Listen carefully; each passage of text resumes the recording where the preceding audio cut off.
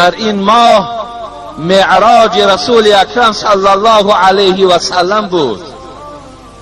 27 این ماه با اکثر روایت گویم روز سه‌شنبه روز معراج پیغمبر خداست. بزرگی این ماه را انا همین شرفش همین است که حبیب خدا در این ماه نزد پروردگارش با درخواست پروردگار نزد الله رفتگی هست که این است سوره اسراء: سبحان الذي اسرى بعبده لیلا من المسجد الحرام الى المسجد الاقصی.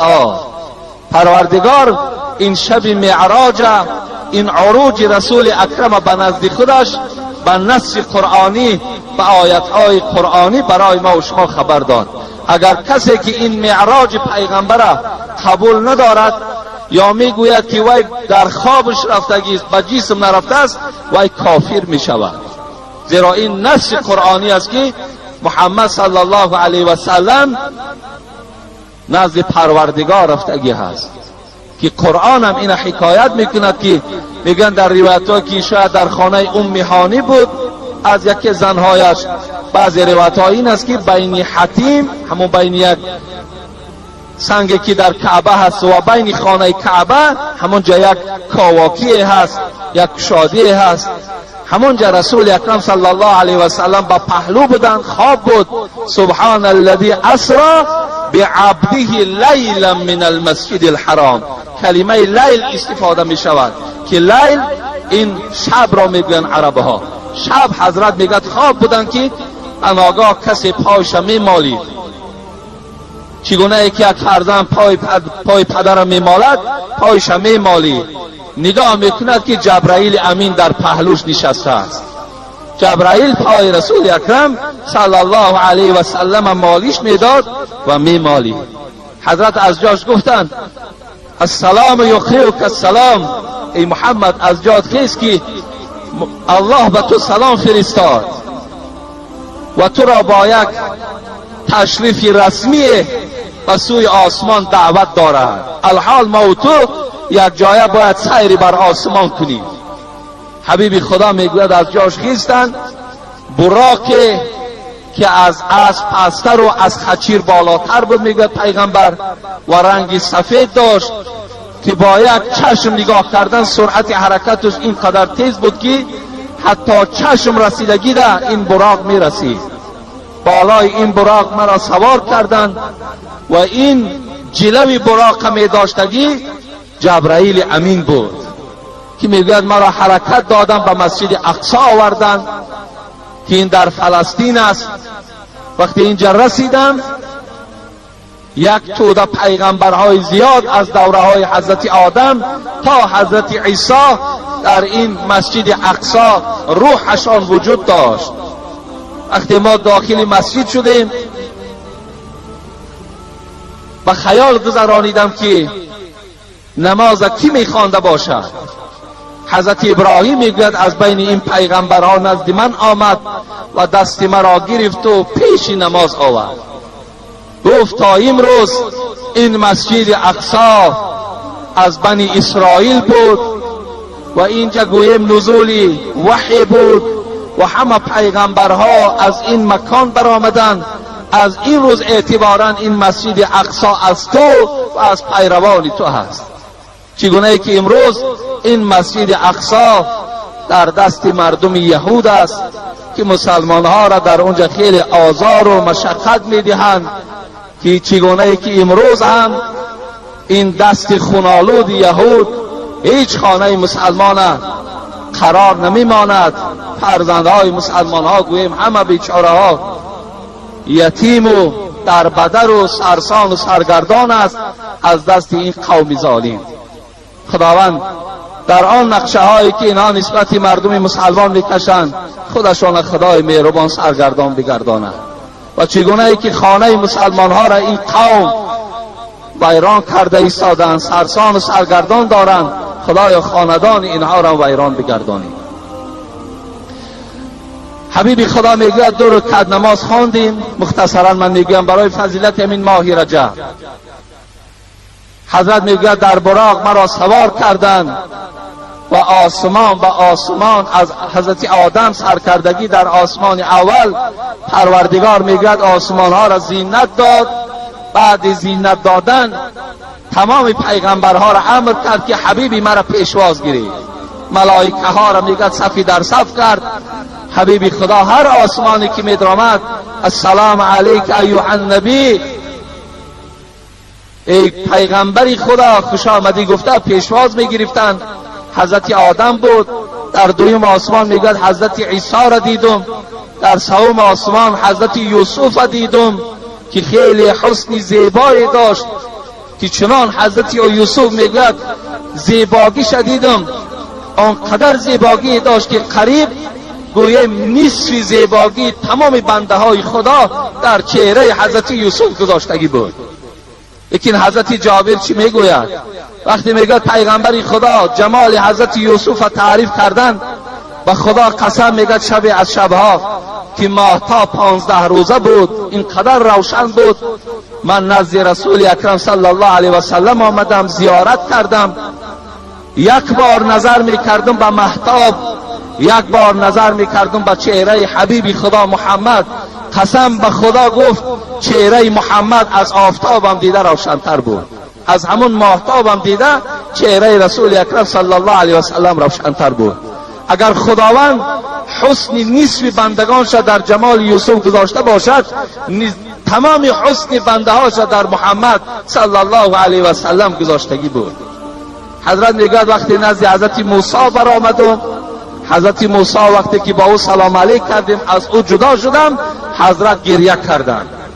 گفتن ای پروردگارا چه محترم شخصی، چه پیغمبری که همه شرف و بزرگی را بر این دادی، در دوام 23 سالی که دعوت کرده است همراه امتانش همگی وارد جنتش میکنی. اینقدر دعوا و اینقدر دعوتی که ما کردیم، لیکن ما خود روز قیامت نجات میابیم و امتهای گناهگار ما وارد دوزخ میشوند. نزد حضرت ابراهیم برآمدیم، از اون میگوید بعد سدرت المنتهی رفتیم. سدرت المنتهی مکانی بود که در پهلوش قرآن میگوید جنت واقع بود. وقتی در اینجا رسیده میگوید پرده های نور بود. وقتی پس نگاه میکنیم که جبرائیل نیست. بین تا آسمان هفتم میگوید همراه جبرائیل میگوید یک جایه بودیم. وقتی در این سدرت المنتهی رسیدم نگاه میکنم محمد میبینم جبرائیل نیست در پهلوی ما. پرسان کردیم ای جبرائیل آیا این مکانی هست، آیا این وقتی هست که تو دوست در اینجا خالی بگذارد؟ حضرت جبرائیل چی گفتن؟ گفتن ای محمد لو تقدمت شبرا لاحترقت، ما برای خود یک مکان خاصه ای داریم، اون مقام توست. قسم به عظمت پروردگار گفت اگر به مقدار یک مورچه پیش روم 600 بال مرا همین تجلیات الهی می سوزاند. دیگر ما پیش رفتن نمیتونیم گفت، اون پیش دیگر حق توست. حتی پیغمبری خدا گوییم به مکانی رسیدن که یک مکان نور بود، با پروردگار سلام علیک کردند، چی گفت و گزار کردند. مختصرا میگردیم، ما سوال ها زیاد است. بعد از آنجا وقتی که پایان آمدن، وقتی پایان زمین آمدن، باز در همون کنار خواب بود، همون کنار ده جبرائیل وقتی که رسول اکرم گذاشت، ابو جهل لعین سحر به نزد رسول اکرم آمد و گفت آیا از آسمان یگان خبر داری یا نداری؟ از حساب تمسخرانه وای به خاطر گوش کردن سخن آسمان نبود، فقط مذاق میکرد، فقط تمسخر میکرد. آیا از آسمان یگان خبر داری؟ رسول اکرم صلی الله علیه و سلم گفتند ای ابو جهل، گفتند امشب من از همین مسجد مکه مکرمه و مسجد اقصی فلسطین رفتم. ابو جهل میگه چنان خنده کردند، گفتن همین 6 ماهه مسافه ای که بین مکه و بین فلسطین است تو همین شب رفتی؟ گفت بله همین شب من رفتم. گفت خنده کنان میگوید، خنده کنان به خانه ابوبکر صدیق آمد. رسول را استونی حنانه بشناخت. مولوی رومی در زیر این آیت میگوید پیغمبر یک چوی خرما شناخت. بالا یک چوی خرمایی که میبرآمد و مردم موعظه میکرد، وقتی اون چوی خرما را ترک کرد و بالای منبر دیگر برآمد، همان چوب خرما گریه کرد که پیغمبر خدا تا امروز بالای من میبرآمدی، چی شد که امروز ما از پای مبارک تو محروم شدیم؟ همان چوب خرما میگوید مثل کودکی که برای مادر گریه میکند همون گریه میکرد. مولوی میگوید رسول را استونی حنانه بشناخت، ابوجهل آدمی و دشمنی ساخت. و یک چوب شناخت لیکن ابوجهل آدم بود و نشناختش. دوان خانه ابوبکر آمد برای که در دل ابوبکر شبهه اندازد، دل ابوبکر دو دیله کند. آمد در ابوبکر تق تق کرد، ابوبکر. حضرت از داخل صدا دادن چی میگویی؟ گفت من نگفتم که محمد دیوانه هست، من نگفتم همین رفیقی که تو برای خود انتخاب کردی دیوانه هست، من نگفته بودم. میدانی محمد چی میگوید؟ تو چی میگوید؟ این دوستی من چی میگوید؟ او میگوید امشب من از مکه مکرمه فلسطین رفتم 6 ماه را در یک شب. ابوبکر صدیق گفت اینا محمد گفت؟ گفت بله محمد گفت. او قسم به خدا گفت ای ابوجهل، اگر محمد گوید که من از مکه مکرمه فلسطین رفتم و از فلسطین آسمان سیاحت کردم و گشته آمدم، قسم به عظمتی پروردگار وای راست میگوید، وای دروغ نمیگوید. از این خاطر بود که رسول اکرم گفت لوزن ایمان ابوبکر من ایمان امتی لرجح ایمان ابوبکر. اگر ایمان ابوبکر در یک پله ترازو گذارم، ایمان تمام امتان ما در پله ترازوی دیگر گذارم، ایمان و اخلاص و محبت ابوبکر گفت بالای همه این گفت غلبه میکنه. ابوبکر صدیق اولین شخصی بود که معراج پیغمبری خدا را قبول ساخت. اما همون معراج در همین ماه رجب صورت گرفتگی است. بعضی روایت آدم می آید که وقتی نزد پروردگارش رفت محمد، الله گفت وقتی که دوست پیش دوست می آید یک هدیه می آرد. ای محمد تو نزد پروردگارت آمدی، چه هدیه آوردی؟ چه هدیه داری؟ حبیب خدا میگوید گریان شدن و گفتن یگانه هدیه‌ای که پروردگار من پیش تو آوردم این گناه امت هست، این گناه امتانم هست که آوردم. پروردگارا گناههای امتان مرا بخشیده کن. این یگانه پیشنهادی که من در ذات تو دارم. همان امتی که امروز زنش سر لوچ کرده است و مردش توی به توی رقص کرده گشته ایستاده است. اما همین امت پیغمبری خدا میگوید وقتی الله از من پرسان کرد که چه هدیه آوردی، گفتم گناهی امت آوردم. خدای همین را با فضل خودت مغفرت.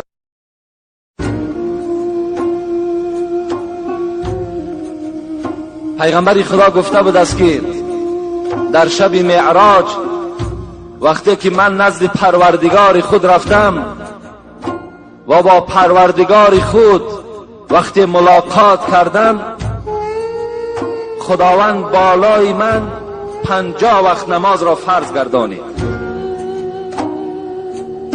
50 وقت نماز هدیه داد.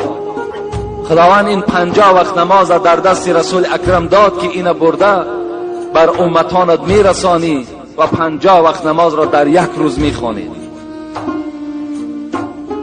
انس ابن مالک میگوید که پیغمبر دوام دادند این حدیث را گفتند فرجعت حتی مررت بموسی علیه السلام. وقتی این هدیه 50 وقت نماز را گرفتم از نزد خدا، پس از نزد پروردگار خود بیرون شدم، آمدم از نزد حضرت ابراهیم گذشتم، در طبق پایانگی که حضرت موسی بود به نزد حضرت موسی رسیدم. حضرت موسی کلیم پروردگار از محمد سوال کرد ما فرض الله لك علی امتک، خداوند بر تو چی هدیه داد؟ گفتم 50 وقت نماز. حضرت موسی که پیغمبر خدا گفته است ای امتی من دائم دعاگوی حضرت موسی باشید که یگانه پیغمبری که در شب معراج مرا یاردم کرد این موسی بود. حضرت موسی چی گفت؟ فرجع الی ربک یا محمد فان امتک لا تطیق ذلك.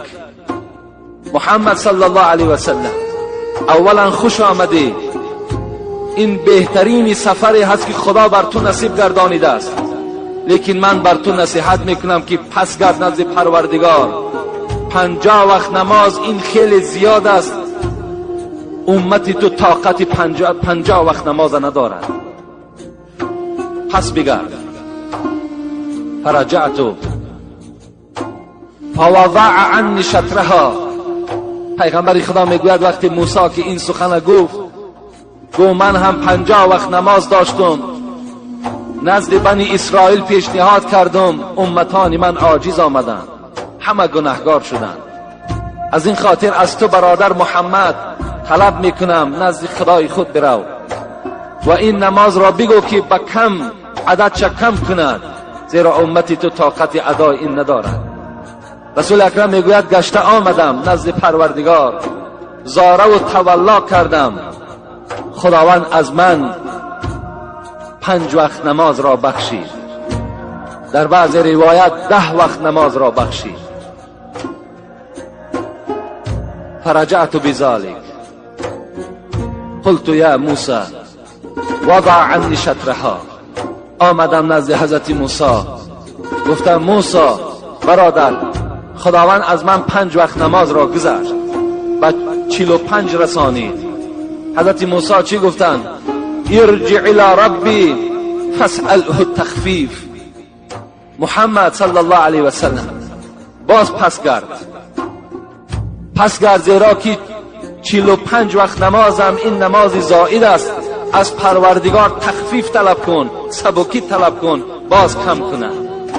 پیغمبر خدا میگوید بازگشتم نزد پروردگار خود، فلم ازل ارجع بین رب تبارک و تعالی و بین موسی علیه السلام. پیغمبر میگوید که من بین موسی و بین پروردگار خود 9 بار نزد خدا رفته آمدم. 9 بار برای همین امت، تا که امتی من گناهگار نشود، تا که امتی من شرمسار در روز قیامت نشود. نزد خدای خود میرم، زاره میکنم، تولا میکنم. آمدم گفتم موسی 5 وقت شد. حضرت موسی چی گفتند؟ محمد گفتند ارجع الی ربک فان امتک لا تطیق. محمد گفت من باز از تو خواهش میکنم، پس گرد که امتی تو 5 وقت نمازم نمیخواند، پس بگرد. حضرت موسی با نور نبوت دانستند که امت پیغمبر، امت محمد 5 وقت نمازم طاقت ندارند. امروز برای ما و شما سخن حضرت موسی درسی تیار است. کنی خانه ای که خالی از بی نماز باشد، در هر خانه یک بی نماز یا 2 بی نماز یا زاید از این وجود دارد، کم از خانه ای که همه مکملا نماز خوان باشد، کم از این خانه. پس گرد گفت 5 وقت نمازم زاید است. رسول اکرم چی گفتن؟ استحییت منه. موسی گفتن گپ شما قبول، لکن به عظمتی خدا قسم که دیگر شرم میدارم که از 5 وقتم این نماز کم کنم. خطاب آمد یا محمد انهن 5 صلوات لكل يوم وليلة لكل صلاة 10 فكذلك 50 صلاة. دیگر صدای آمد که ای محمد حبیب من، رو گفت پایان رو، دیگر پیش من نیا. این 5 وقت نمازی که بر ذمه تو ما فرض گردانیدیم، در یک شبانه روز تصور کن که در هر یک نمازش 10 نماز ثواب داده می شود. و برابر می شود تا همون 50 نمازی که من در اول در ذمه تو فرض گردانیدم. 5 وقت نماز کدام بنده ای که میخواند تصور کند که همون 50 وقت نمازی که هدیه‌ای که خداوند به پیغمبر داد ثواب همون ما و شما نائل میشه. میگه دخلت انا و فاطمه على النبي صلى الله عليه وسلم ووجدناه بكاء شدید. ببین یبکی بکاء شدید. حضرت علی میگوید بار با همراهی دختری حبیب خدا فاطمه. شما میدونید که حضرت علی داماد حبیب خدا بود، شوهر فاطمه دختر دوستدار حبیب خدا بود که میگوید در چهره از حبیب خدا هیچ دیگرگونی نداشت، بنیاد با حبیب خدا مانند بودن. میگوید بار دست فاطمه را گرفتم و خانه خسوری خود پدر یعنی فاطمه حضرت رسول اکرم آمدم و وجدناه یبکی بکاء شدید. آمدم که مثل کودک گریه دارد، بسیار یک گریه سخت داشتن. فقلت یا رسول الله فداک امی و ابی. حضرت علی میگوید وقتی گریه حبیب خدا را دیدم خیلی ناراحت شدم، فکر کردم از دست یگان نصرانی باشد، از دست یگان یهودی، یگان رنجش در حبیب خدا پیدا شده باشد. گفتم ای حبیب خدا پدر و مادرم فدای تو بود، ما الذی ابکاک، چی شد که تو اینقدر گریه داری؟ حبیب خدا گشته و به جانب فاطمه و جانب علی چی گفتن؟ گفتن زمان همون شب معراج یادم آمد، شبی که حبیب خدا پیش خداوند رفته بود، سیر جنت و سیر دوزخ کرده بود. گفت همون زنهایی که در عذاب دیدم همونها پیش خاطرم آمد، دیگر هیچ طاقت ایستادن نکردم، برای زنهای امتم گریه میکنم. فاطمه وقتی که نام زنها را که شنید در حال از حبیب خدا پرسید ای پدر عزیز، گفت چگونه زنها دیدی و چگونه عذاب دیدی؟ خواهرای عزیز انشاءالله من باوری دارم این صدای من شاید به گوش اونها رود، این سخن حبیب خداست. رسول اکرم گفت دیدم یک گروه زنها را دیدم که از مویهای سر آویزان بودند، از مویهای سر آویزان بودند. دویم گروهی را دیدم که از زبانها آویزان بود، در حلق اونها چرک و زقوم همون دوزخ ریخته میشد. سوم طایفه را دیدم که پایهایشان براست سینه ها آمدگی و دستها در پس سر بستگی، مار و کژدم اونها را عذاب میداد. چهارم طایفه که دیدم فقط از سینه ها کشال بودند. پنجم طایفه دیدم سرها سری خوب بود، بدنها بدن خر بود. لیکن هفتم طایفه که دیدم همگی زنها مثل سگ بودند. این حالت دیدم، عذاب اونها را دیدم. از جبرائیل پرسیدم ای جبرائیل این طایفه چی طایفه باشد و چی عذاب، از بحری چی اینها را خدا اینقدر عذاب بدهد؟ حبیب خدا را جبرائیل چی گفتن؟ اینها میبینی که از مویهای سر کشالند، اینها دخترهای هستند که در دنیا نام مسلمانی داشتن رای که روی مال نداشتن، اینها سرهای لوچ بودن. از مویهای زیبای اینها تا جایی که شوهرها راحت کنند مردهای بیگانه راحت میکردن.